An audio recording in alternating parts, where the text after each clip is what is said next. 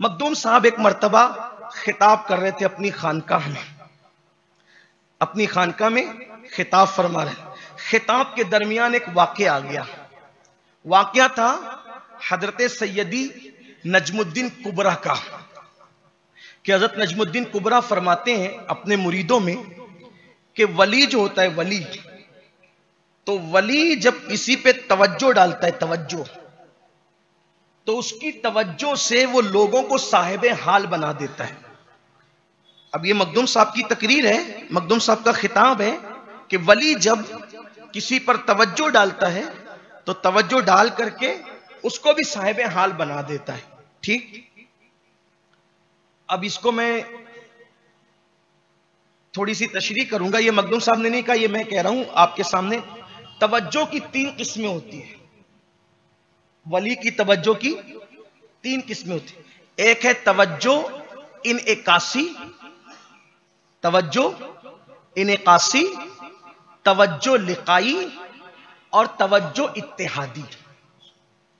یہ جو توجہ انعکاسی ہوتی ہے، جیسے کہ کوئی شعاع کسی پر انعکاس کے ساتھ منعکس ہو کر کے آ جائے، جیسے کہ آپ آئینہ رکھیں اور آئینے سورج کے سامنے رکھیں تو وہ سورج کی کرنیں دیوار پہ پڑیں تو ایسا لگتا ہے کہ سورج کی ڈائریکٹ کرنیں، حالانکہ دیوار پہ کچھ ہوتا نہیں ہے. لیکن یہ آئینے کی کارسازی ہے، آئینے کی یہ کرامت کہہ لیجئے، آئینے کا یہ کمال کہہ لیجئے کہ سورج کی شعاعیں اس طرف جو ہے وہ منعکس ہو کر کے آتی ہے. اس کو تو ایسے ہی ولی جو ہے کسی پر بھی اگر یہ توجہ ڈال دے تو اس کو صاحب حال بنا دیتا ہے. لیکن صاحب حال جو بنتا ہے تو اس کی ایک وہ ہوتی ہے کہ ایک اصطلاح ہے اس کی کہ وہ کچھ نعمت پا جاتا ہے، بزرگی پا جاتا ہے ایسا. لیکن اعلیٰ درجے کی توجہ ہے توجہ اتحادی. اور توجہ اتحادی جو ہوتی ہے وہ ایسی ہوتی ہے کہ پیر اپنے مرید پر توجہ ڈالتا ہے تو پیر اور مرید دونوں ایک جیسے نظر آتے ہیں، کردار میں، شکل میں، صورت میں، انداز میں، گفتار میں رنگ اپنا جما دیتا ہے. تو یہ توجہ کی قسمیں ہیں. تو لیکن ایک توجہ انعکاسی کی بات چل رہی تھی، منعکس ہو کر کے جو شعاعیں پڑتی ہے.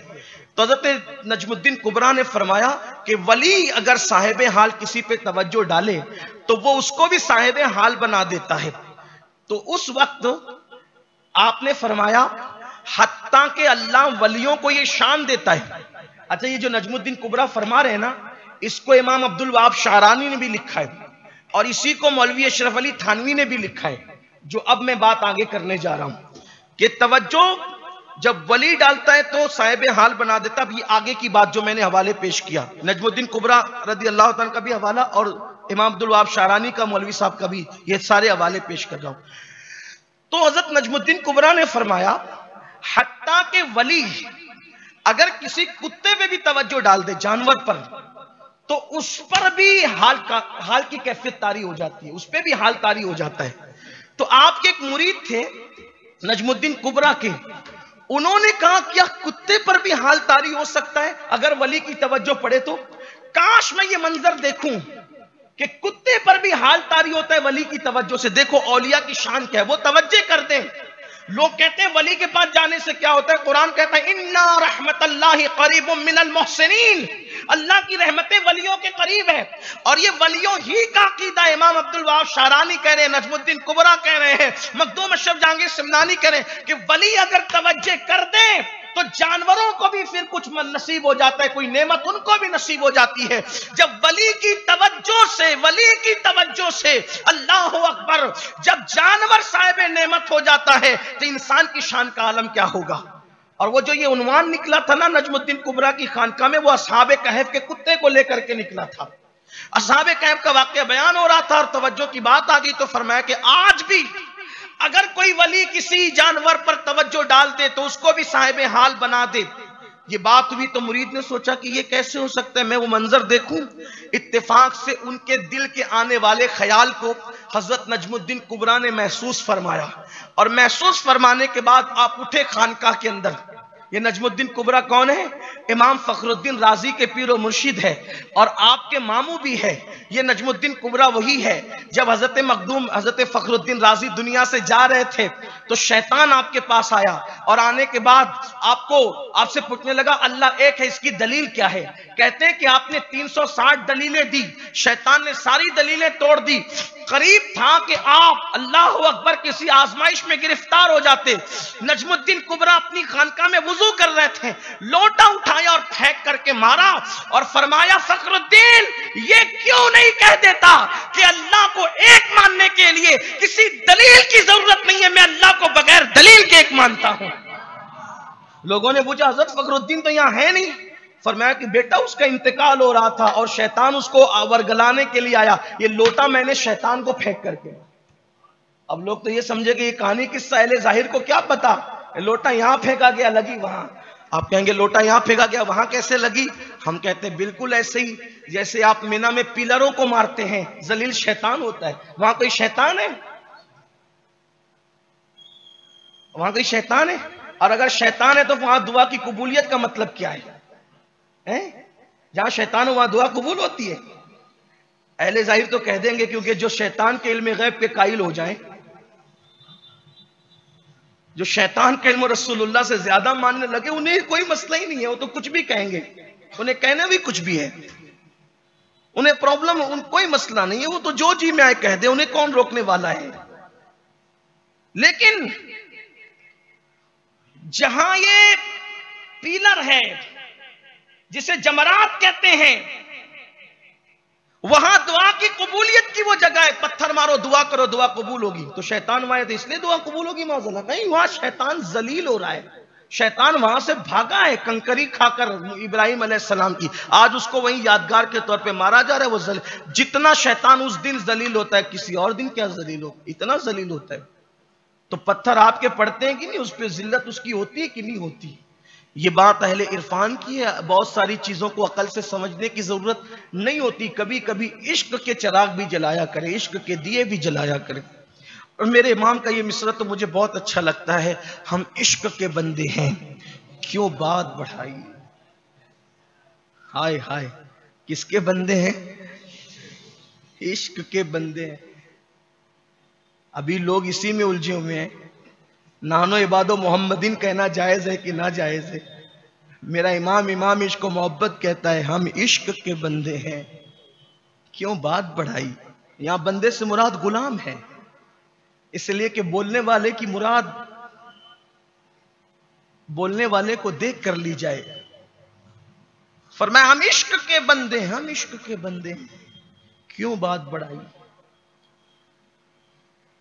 تو نجم الدین کبریٰ نے کہا کہ میں نے اس کو بھگایا اور وہ بھاگ گیا، اور الحمدللہ فخر الدین رازی کامیاب ہو گیا، وہی نجم الدین کبریٰ ہے۔ اصحاب کہف کا ذکر ہوا، کسی نے سوچا کہ کیا کتے پہ بھی آج بھی ایسا ہو سکتا ہے جو اصحاب کہف والے کتے پہ ہوا، آج بھی کسی کی توجہ پڑے تو کتا ایسا ہو سکتا ہے۔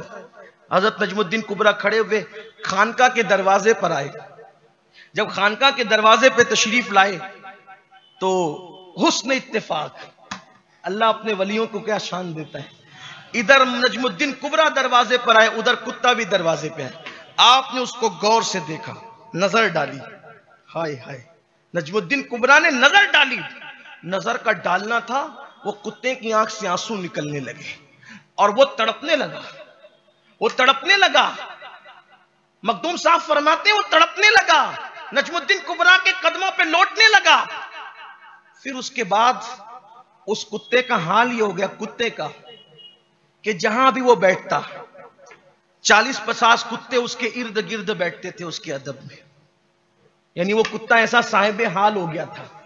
اور پھر وہ زیادہ دن تک زندہ نہیں رہا، پھر وہ مر گیا اور اس کو پھر لوگوں نے دفن کر دیا۔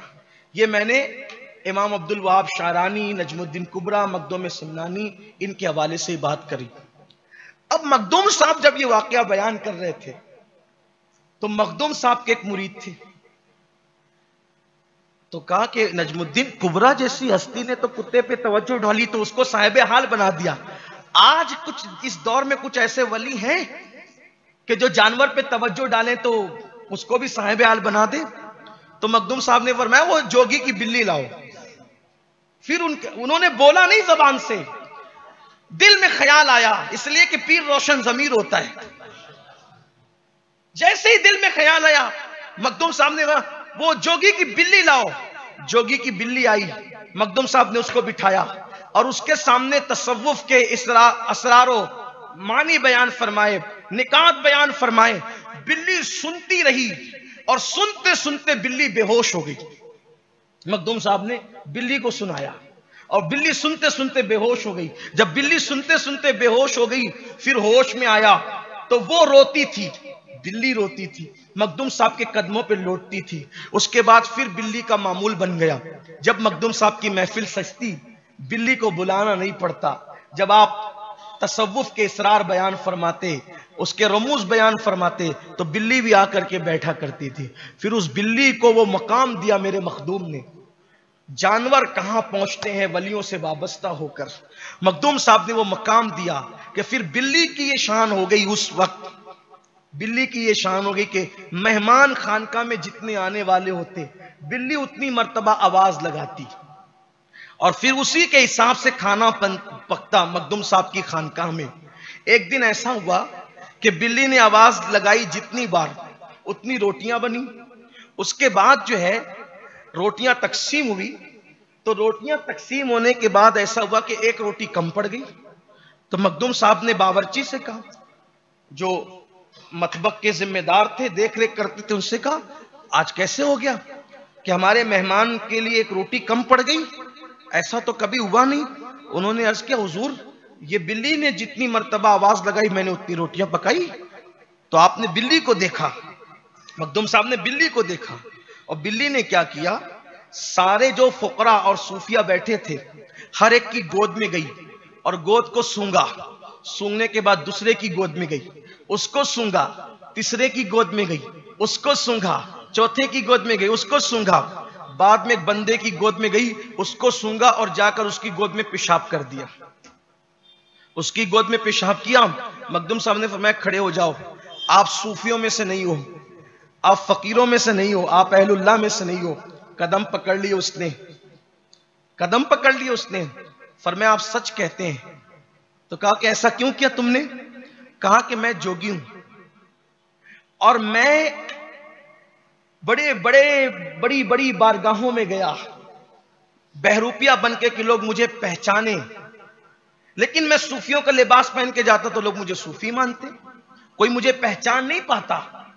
اور لیکن میں یہاں بھی آیا آپ کا امتحان لینے کے لیے۔ تو مخدوم صاحب کا وہ کیا امتحان لیتا، مخدوم صاحب کی چوکھٹ کی بلی نے پہچان لیا کہ یہ مسلمان نہیں ہے، صوفی نہیں ہے، بلکہ بہروپیہ ہے۔ یہ مخدوم صاحب نے بلی کو اس قابل بنایا تھا۔ یہ ہمارے اولیاء کی شان ہے۔ اس کے بعد اس بلی کا قصہ آگے یہ بھی آتا ہے، آپ کہیں گے کیا کتا بلی کرنے بیٹھ گئے؟ کتا بلی کرنے نہیں بیٹھا، آپ کو بتا رہا ہوں کہ کیا شان ہے ہمارے بزرگوں کی، اولیاء اللہ کا مقام کیا ہے۔ تو مخدوم صاحب رحمت اللہ علیہ کی اس بلی کی پھر شان یہ ہوئی کہ ایک مرتبہ لنگر پک رہا تھا اور لنگر کے اندر سانپ گر گیا، زہریلا سانپ۔ بلی نے بہت چیخا، کسی نے دیکھا نہیں، بلی نے بہت چیخ مار کی لیکن کسی نے توجہ نہیں کی۔ تو پھر کیا ہوا، اب وہ کھانا اگر لوگ کھاتے تو مر جاتے، تو بلی نے اس دیگ کے اندر چھلانگ لگا دی اور اپنی جان دے دی۔ لوگوں نے سوچا ایسا کیوں ہوا کہ بلی نے چھلانگ لگا کر کے اپنی جان دے دی۔ جب بلی کو نکالا گیا، کھانا تو خراب ہو گیا تھا، پھینکنا تھا، جب دیگ پلٹی گئی، دیگچی پلٹی گئی تو اس کے اندر زہریلا سانپ نکلا۔ تب لوگوں کو پتا چلا کہ مخدوم صاحب کی بلی نے ان فقیروں کی جان بچانے کے لیے اپنی جان کو قربان کر دیا۔ یہ مخدوم صاحب نے، میں حیران رہتا ہوں یہاں کہ مخدوم صاحب کی نظر اگر بلی پر پڑ جائے، بلی اس مقام کو پہنچ جاتی ہے، اگر ہم غلاموں پر پڑ جائے تو اپنا بیڑا کتنا پار ہو جائے۔